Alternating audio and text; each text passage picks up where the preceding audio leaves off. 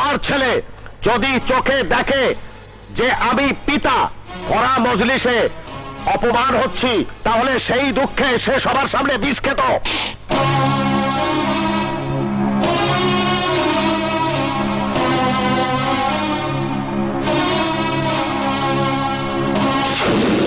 এই পোলা শোন, আমার নাম মুন্না, নেতা মুস্তাক আমার বাবা।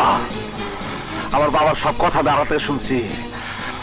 আমার বাবা কিন্তু জানে না যে আমি তার পোলা মুন্না কথাগুলা শুনছে, কিন্তু আমি তো শুনছি।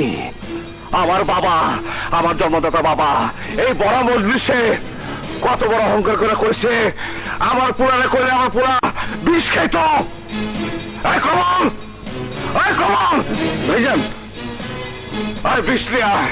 ভাইজান এইটা আপনি কি কইতেছেন? যা কইতেছেন